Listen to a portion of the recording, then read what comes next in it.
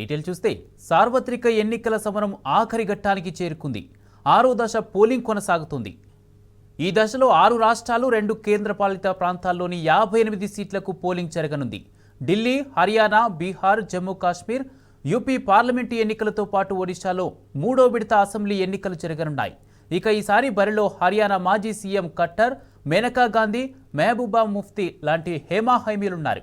కాగా చివరిదైన 7వ దశ పోలింగ్ జూన్ 1న జరగనుండగా మొత్తం 57 స్థానాల్లో ఎన్నికలు నిర్వహించనుంది ఈసీ.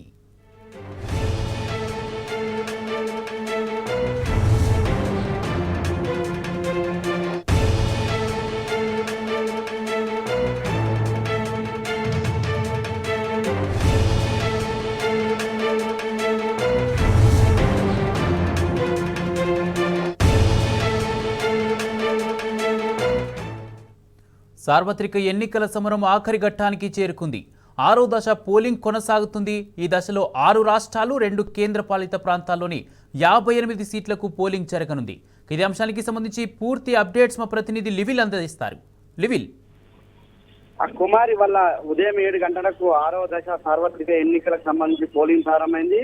ఈ 6వ దశలో 6 రాష్ట్రాలు 2 కేంద్ర పాలిత ప్రాంతాల్లో ఎన్నికలు జరుగుతుంది.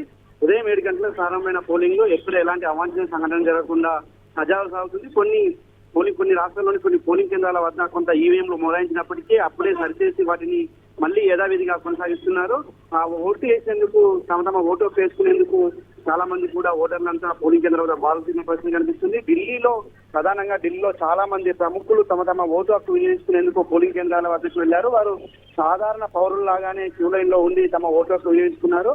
అయితే ఈ 8 రాష్ట్రాలకు సంబంధించి 58 లోక్సభ నియోజకవర్గాల బరిలో 889 మంది ఉన్నారు. అయితే 6వ విడతలో 1,14,000 పోలింగ్ కేంద్రాలు ఏర్పాటు చేయగా 11,13,00,000 ఓటర్లు తమ ఓటు హక్కు వినియోగిస్తున్నారు. మొత్తం సిబ్బంది 11,40,000 మంది సిబ్బంది పోలింగ్ విధుల్లో పాల్గొన్నారు. 2,222 మంది పోలింగ్ దీనికి సంబంధించి అబ్జర్వర్లు, మైక్రో అబ్జర్వర్లు అంతా కూడా విధుల్లో ఉన్నారు. ఇప్పటికే ప్రారంభమైన పోలింగ్ సాయంత్రం 7 గంటలకు ముగియనుంది.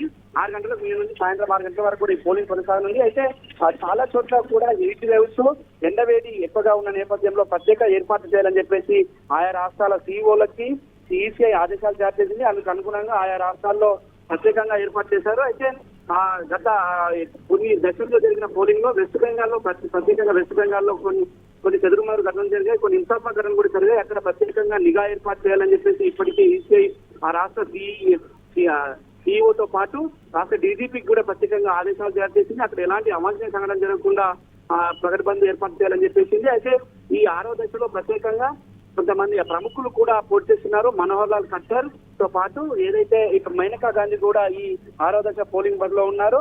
ఇప్పటికే ఆయా రాష్ట్రాల్లో పోలింగ్ శాతం మరికొద్ది సేపట్లో రానుంది. 9 గంటల వరకు పోలింగ్ శాతం కూడా మరికొద్ది సేపట్లో రానుంది. ఈ 6వ దశలో ఇలాంటి అవాంఛనీయ సంఘటన జరగకుండా ఇప్పటికీ మొత్తం పోలింగ్ కేంద్రాల్లో సగం పోలింగ్ కేంద్రాలకు సంబంధించి వెబ్ కాస్టింగ్ ద్వారా సీసీ కెమెరా నిఘా ద్వారా ఎప్పటికప్పుడు మానిటరింగ్ చేయనున్నారు. ఎక్కడైనా అవాంఛనీయ సంఘటన కానీ చెదురుమారు ఘటనలు జరిగితే వెంటనే అక్కడికి చేరుకునే విధంగా ప్రత్యేక ఏర్పాటు చేశారు.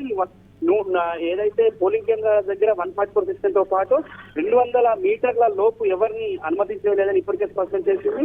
ఈ నేపథ్యంలో ఎలాంటి వారిని కూడా ఓటు హక్కు వినియోగించుకున్న వారి తప్ప మిగతా ఎవరిని కూడా అనుమతించలేదని స్పష్టం చేసింది. ఈ నేపథ్యంలో ప్రత్యేకంగా నిఘా పెట్టింది. ఇటీవల యూపీలో ఒక యువకుడు 8 సార్లు ఓటు వేసిన ఘటన ఏదైతే ఉందో అట్లాంటిది పునరావృతం కాకుండా కూడా తెలుగులను ఎట్టి పరిస్థితుల్లో కూడా పోలింగ్ కేంద్రాలకు అనుమతించేది లేదని స్పష్టం చేసింది. ఆ ఘటనపై ఇప్పటికే విచారణకు కూడా ఆదేశించింది. అయితే అలాంటి ఘటన పునరావృతం కాకుండా ప్రత్యేక బందోబస్తు, ప్రత్యేక ఏర్పాట్లు, నిఘా కూడా ఏర్పాటు చేస్తారని చెప్పుకోవచ్చు. వాళ్ళ మొత్తానికి చూసినట్టయితే 6వ దశ పోలింగ్ ఉదయం ప్రారంభమైంది. 7 గంటలకు ప్రశాంత వాతావరణంలో కొనసాగని చెప్పుకోవచ్చు. ఇది శివరంగాన్ని చేరుకుంది. 7వ విడత జూన్ 1న జరగనుంది. జూన్ 1న జరగనున్న నేపథ్యంలో దానికి కూడా అన్ని ఏర్పాట్లు పూర్తి చేశారు. కౌంటింగ్ జూన్ 4న జరగనుంది. ఆ రోజు సార్వత్రిక ఎన్నికలకు సంబంధించి 2024 ఫలితాలు వెలువడనున్నాయి. Kumar, right, thank you లివిల్.